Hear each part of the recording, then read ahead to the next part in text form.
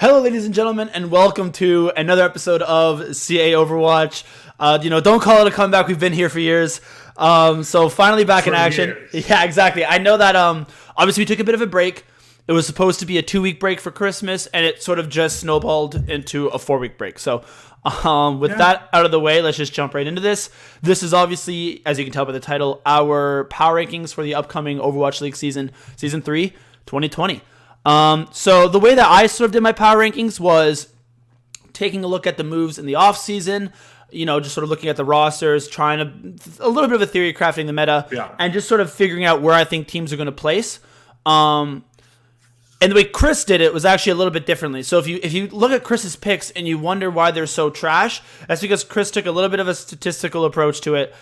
So he's going to explain it because he knows a little bit better than I do. So Chris, why don't you tell the people at home how you sort of developed your power rankings? Yeah, so I've noticed that a ton of people have been doing qualitative rankings. So I wanted to try to do quant rankings. And so what I did is I looked at the damage, elim, and healing stats of all the players. Mm-hmm. And I ranked all those based on a ranking scale called Z-scoring.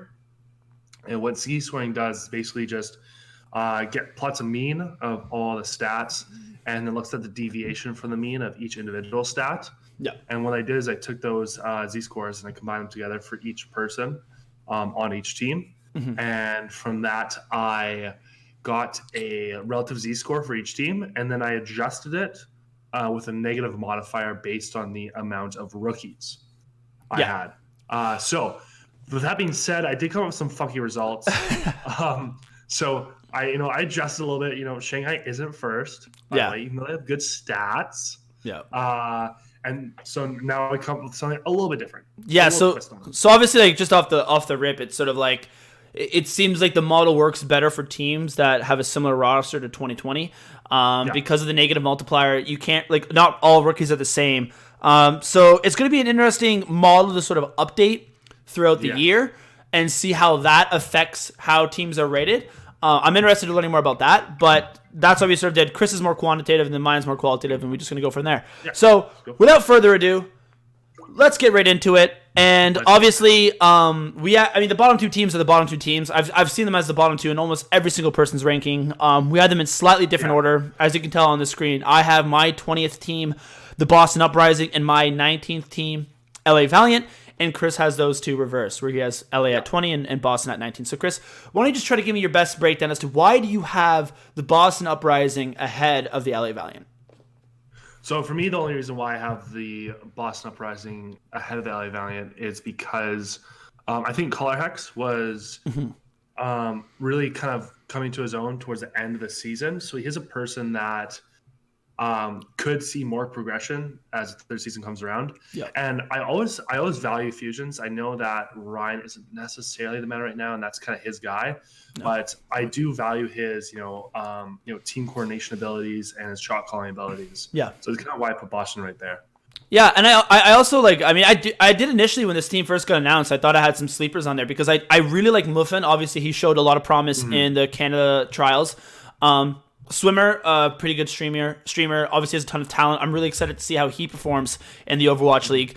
And then they got Moingbong. I can't even remember pronounce it, guys. I'm sorry. The pronunciation is not going to be on point. But I know he's from everyone, from everything I've read and everything I've heard, seems to be the second best flex support out of Korean contenders. So that's a big pickup. So on paper, and Brusson had a really good World Cup performance. So we'll see if that translates. A lot of interesting pieces here. I think for me, the number one thing that really put LA over the top is when they signed KSP. I think their DPS lineup of KSF, Shax, and KSP.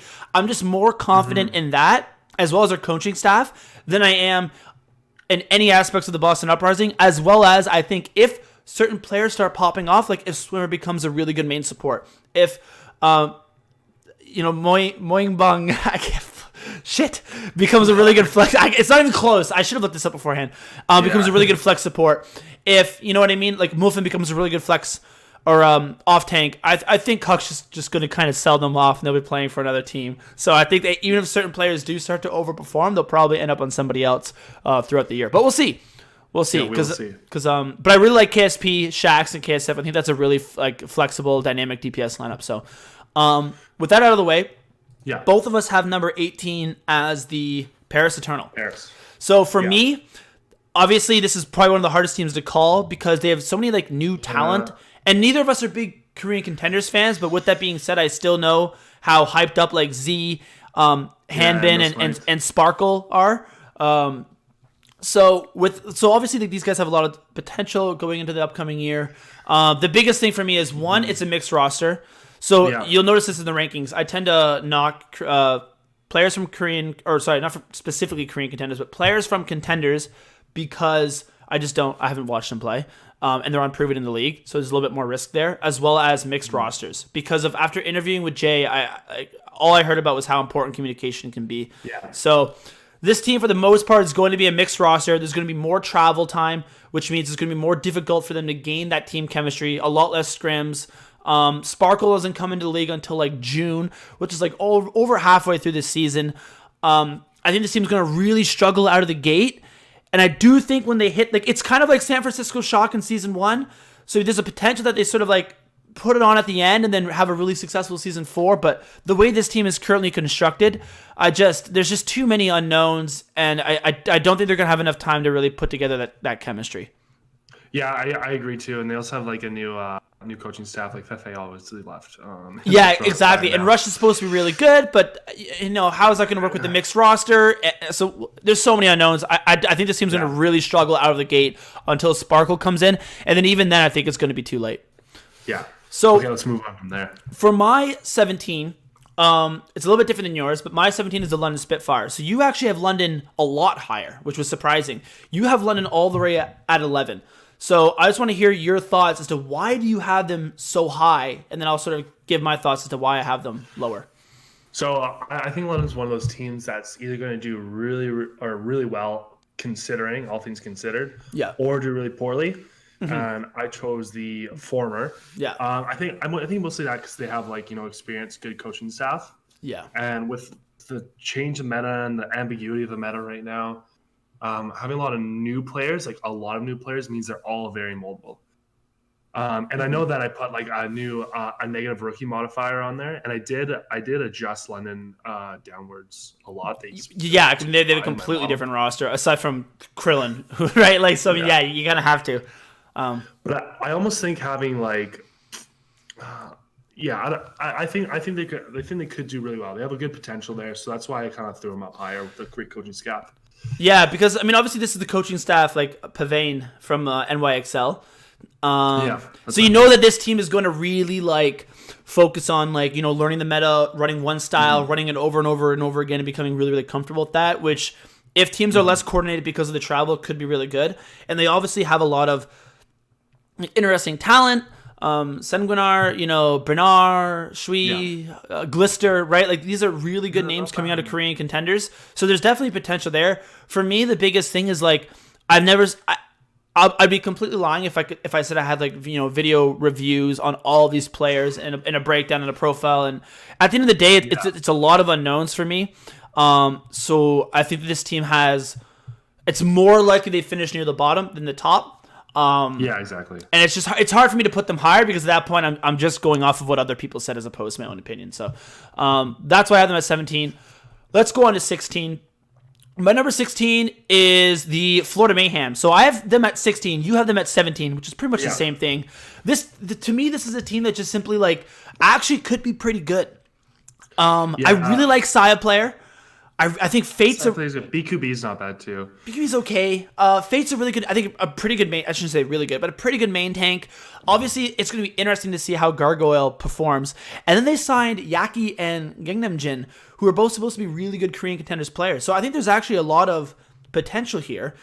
And I did put them on the upper echelon of the Paris Eternals, the London Spitfires, in terms of a little bit of unknown players who I'm not familiar with. I do think they have the highest ceiling out of those teams, as well as the highest floor. I'm most comfortable in this because they do have that old guard, if you will. And again, it's an old guard that for the most part they did too well last year.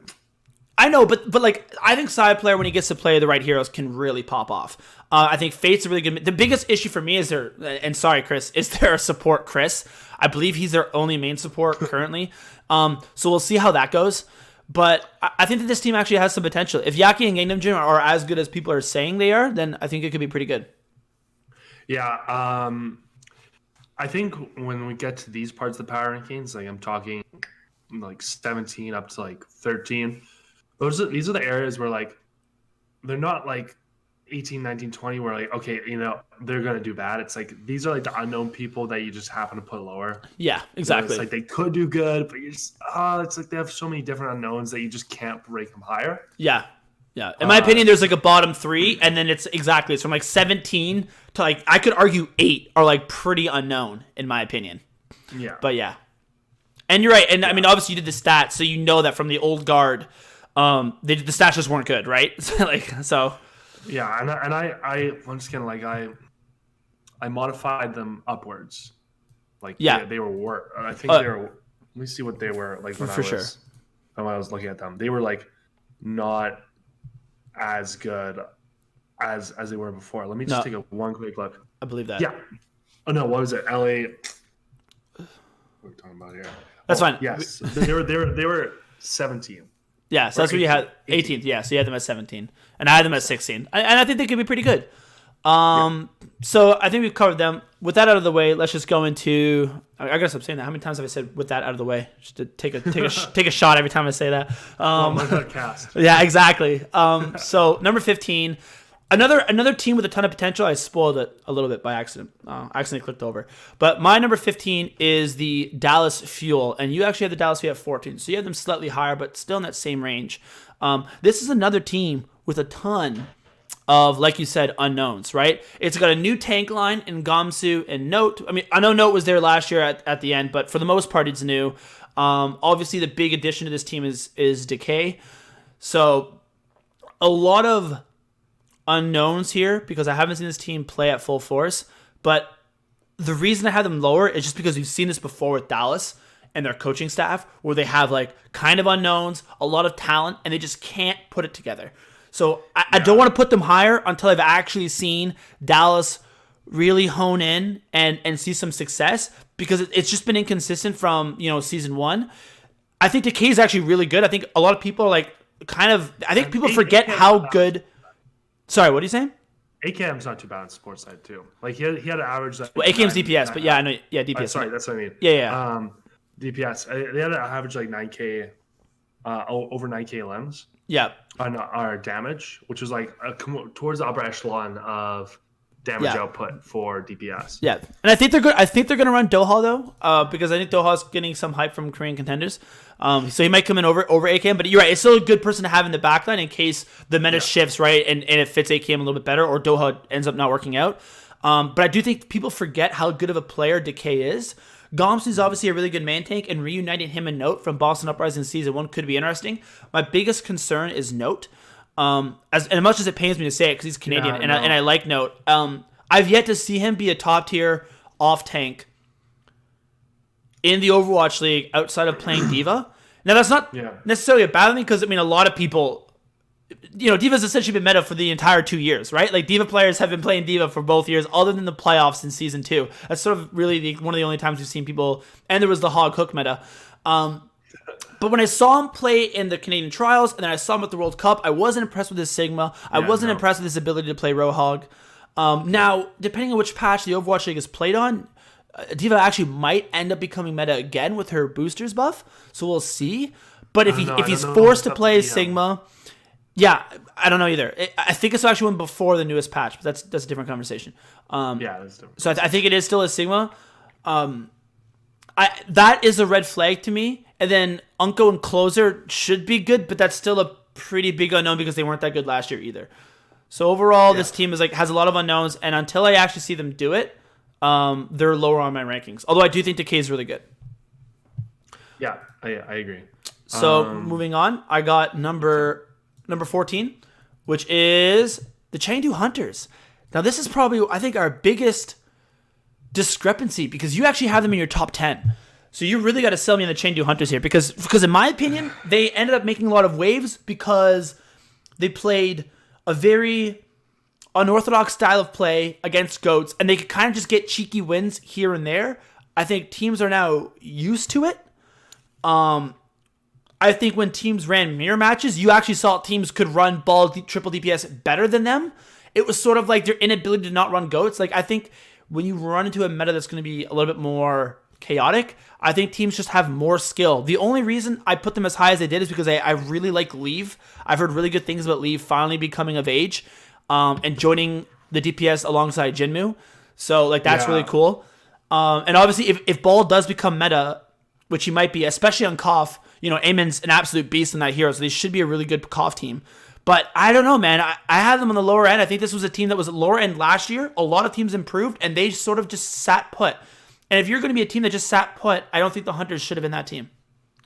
Yeah, thing is, I kind of like Chengdu, and for the two big reasons is that you know, they have, they don't have a mixed roster team, and two, they have a lot of the same team as last year, so they're, you know, carrying over a lot of chemistry. Whereas a lot of teams have been, a lot of teams have been switching up, trying to build new chemistry. They've been like staying with what they have, which gives them a boost at the start. And the one thing is that you're arguing like their kind of wacky play style in one way, but for me, they're playing, you know, what they played back in season 2 isn't necessarily meta right now, but it's more in that realm than what other people have been playing. So for me, that just means that they have more experience with the heroes that are more meta now. Yeah. And so that means that they just had more playing time. They've had more time to build up that experience than all these people who have just been figuring this out during the really recent boot camp in South Korea. So for me, it just kind of like with the safety of like having the same team and kind of like the longevity of having playing the same players, roughly the same meta, I think that just kind of speaks to me wanting to rank them higher. Yeah, like the biggest thing for me is if this team, I think their DPS lineup is really good. Their support lineup gives me concern, but if this team really has to run double shield like Arista Sigma, I don't know how Eamon's. I don't know. We will see. I agree that the chemistry is really good. I agree that the homestands in China are going to be really good. That's going to be a big advantage to them. I think their DPS lineup's elite. But we'll see. We'll see.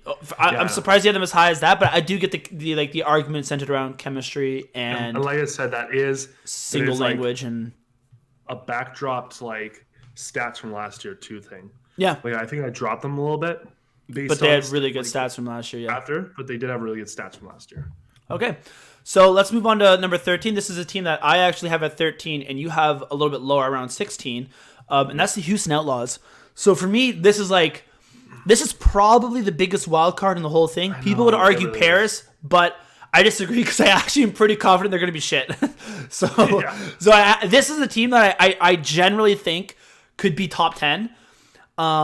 It's just so hard to put them there because there's so many question marks, and it is a mixed roster team.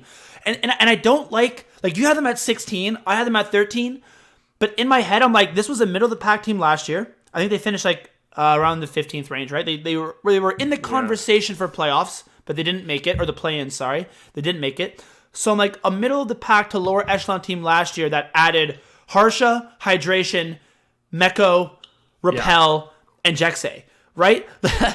How do you not then put them in the upper echelon of teams? Like they improved all their weaknesses and then some. They improved their coaching staff, they improved their flex support, their main support, their off tank, and they added another DPS player. Hydration and Dante I think is going to be really good. I actually think Muma's a pretty good main tank. People kind of harp on him a lot. I wonder how much of that was just playing alongside the off tanks he played alongside, like Closer and or Coolmat, and Spree. Meko, there's question marks because is he like a system player in the NYXL, or is he like legitimately a top 3 off tank, which some people think he is? Yeah, see, that's kind of one of the reasons why I put them. Is that their stats weren't good apart from Repel, which has like 10k healing. It was like one of the best healing in the league. But like Meko is like, I feel like, you know, one of the reasons why he was like so good is just like the chemistry with NYXL and like the whole kind of GOAT situation, then all that together. So I'm just unsure about how the teamwork between this team's going to be. That's how I put them. Yeah, and my biggest question mark is it's not going to be a year that you can stay in LA and scrim and really build that chemistry. It's not a year where I kind of said it, you know what I mean? Where you have a lot of time designated to scrimming and to like learning communications, and a lot of it's going to be spent traveling. A lot of it's going to be spent on the road. So because this team's such a mixed roster, a lot of things have to go right for it to click. But if it does click, this could be a really like Dante Hydration is a good DPS lineup with links that are come in there for sort of a hit scan specialist. Muma's always had really good underlying numbers, like his player impact rating from like that stat that Captain Planet does. He's always in the upper echelon of main tanks. Meko's really, really good. I think Repel obviously didn't see a ton of playing time under Twilight for the Vancouver Titans, but you can't blame him for not being better than Twilight. Like it's the same with we're Defiant fans and Nevix being under Choyobin, right? Like at some point that just happens. That doesn't mean he's not a really good flex DPS player. Yeah. And Jexay was with the Seoul Dynasty, I believe. And it's from what I've heard is like a decent main support player as well as a pretty good like leader and shot caller. So this is one of those teams that if it clicks could definitely be in the upper echelon, and that's why I put them on the higher end of like my unknown teams. It's just mixed roster with all the traveling. I have concerns about that. So we'll see. We'll see. This is the wild card team in my opinion. This is the hardest one to rank. I think it's a big wild card team, that's for sure. Okay. So going on to number 12. This is a team that, again, you actually have in your top 10. But I think I actually have this team rated pretty highly as well, so it's not that much of a discrepancy. And that is the Washington Justice. So this was a team that I wanted to put in my top 10. But I wonder how much of the... And honestly, before when it was looking like it was going to be Double Shield and Hanzo May, I thought you could... And Baptiste Zen... I was like Arc and Aimgon on Baptiste Zen and Corey and Stratus on Hanzo and May. Yeah. I'm like, this is a top 10 team. Like this, I was gonna drink all of the Kool-Aid and really hype this team up. But when you actually try to look at how flexible to the meta they're going to be, I think Roar is an okay main tank. I think the two Swedish Lolish and Elevate, I haven't seen them perform at the Overwatch League level. I don't know how they're going to be. They come from European contenders. They didn't have a great showing at the World Cup. I don't know how good Stratus is going to be outside of May. He's a fantastic May, but can he really flex at an upper echelon to these other heroes? Tuba, I have no idea. I know he's a Genji player, but I've never even remotely seen him play. I haven't even heard a lot about him going into the league. I think Arc and Aim God is a really good... I actually really like that support lineup. Assuming Aim God... Yeah. There's questions about how he performs from like a team perspective. Like, is he a good teammate? Are there chemistry issues in that respect? But his talent cannot be denied. The problem is, the reason I have them so high is I'm chugging the Corey Kool-Aid. I legitimately think... That's same. That's the exact same. Like, I have them at 10, and I'm doing that because of Corey Aim God right there. And the fact that they ended off stage 4. That's 6-1. That's pretty good. I will mention though is that they do have like a kind of mixed roster, and one of their coaches, Banny, former player, is a green coach. Like he hasn't really coached before. Yeah. So there's like some unknowns there. Yeah. So no, exactly. There's definitely unknowns, and I think their tank line's the biggest unknown. Like Elish Lovash and Roar. I'm not entirely sure how that's going to work out. Not convinced right there. But Corey is, I think, legitimately one of the best DPS players in the league. I think Hanzo, Widow, you know what I mean? People say he has a bad tracer, and I'm not entirely sure why. I understand that it wasn't. I don't know. Tracer's not really meta right now. She's not really meta right now either. And Hanzo might not be either, but depending on what the meta is, I think he can play. He was one of the best players in Season 4. When you actually got to play DPS, Season 2, Stage 4. He was one of the best players at the Overwatch World Cup. I think he's legitimately one of the best DPS players in the league. I think he can carry this team, especially better than the lower echelon teams, right? Like, I don't have them top 10. I don't think they're going to be like a top 6 team. I don't think they have that ceiling unless they like massively upgrade it there. Like, unless they like, I don't know, right? Like, unless they get like Dako as their off tank, and Dako also works with the system, right? Like, there's a couple different question marks there, but I like this team. I like their DPS lineup. I really like their support lineup. And I think Corey can be like another MVP candidate. So moving on to my 11th and the final for this video. It's going to be a two-parter. So we're going to do the 20 to 11 first, and then we're going to do 10 to 1. Stay tuned for that in the upcoming days. So the number 11 spot, and I wanted to put them higher, dude. I really, really want to put them in the top 10. And I know you actually put them lower, which is blasphemous. I put them at 15, I think. Chris has them at 15. I had them at 11. That is, of course, the Toronto Defiant. Oh, the Toronto Defiant. Now, I don't want to go into too much detail, only because we will do a big season preview show where we're going to go into this roster in depth right before the season starts. Still fixing out some things. I'm hoping to do we have a pretty cool episode planned for you guys. So once we figure out all that, I'll announce it. But for the meantime, we're definitely going to do a more in-depth analysis on this roster. For me, the biggest thing, I think they're going to have a ton of fun. I think they're going to be able to build a lot of chemistry. There's going to be no communication issues. I'm surprised at how many people put Atlanta as a top 3 team and then put Toronto as a bottom 3 team and cite having a bad tank line. I don't know in which world Nevix and Beast is that much worse than Gator and Hawk. Okay.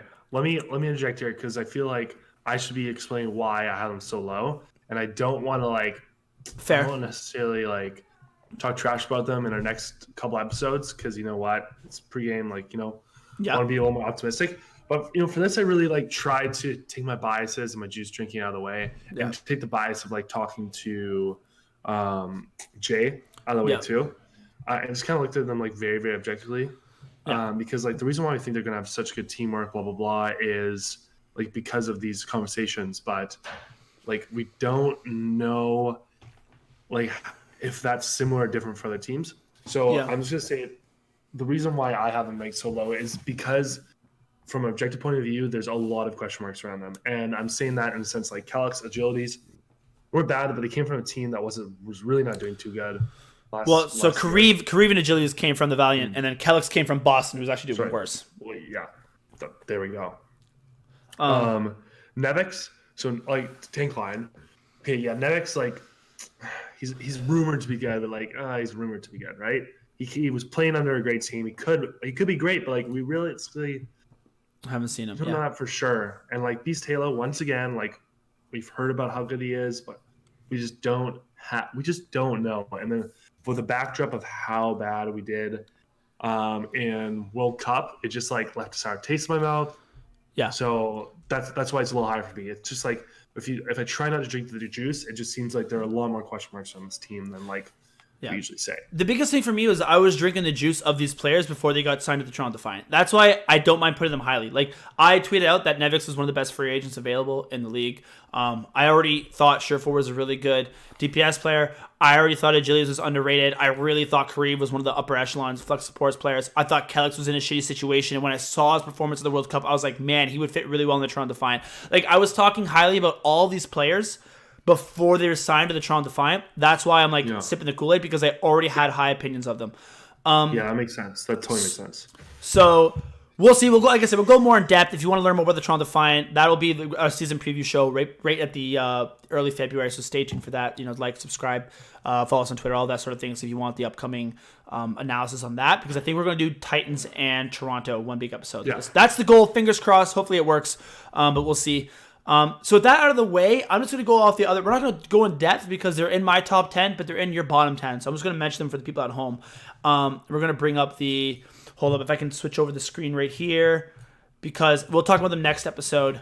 This is sort of my bottom 10 and Chris's bottom 10. So the two teams that I have higher than Chris does are the Hangzhou Spark and the Guangzhou Charge. So when we do our episode that's 10-1, we'll go more in depth as to why I have them as high as I have them and why Chris has them as low as he has them. So please let us know in the comments below which top 10 do you like, or bottom 10, I guess, do you like better? Which one do you think is right? Which picks are ludicrous? I think London at 11, Chris, is fucking way too high. And I think the Charge at 12 is a little bit low. Other than that, though, Spark at 13 is going to be interesting. I think they're a monkey meta away from being a top 8 team, but we'll see. So monkey meta away. Yeah, we'll see. If monkey becomes meta, I think you're going to see a lot of teams, a lot of power rankings kind of go to shit. But with that out of the way, guys, thank you for watching. Hope you guys enjoyed. Next couple of days, we're going to upload the remainder of this, so 10-1. So stay tuned for that. Like, subscribe, leave a comment, do all those great things. And as always, personally, DM me. Shut up. Enjoy.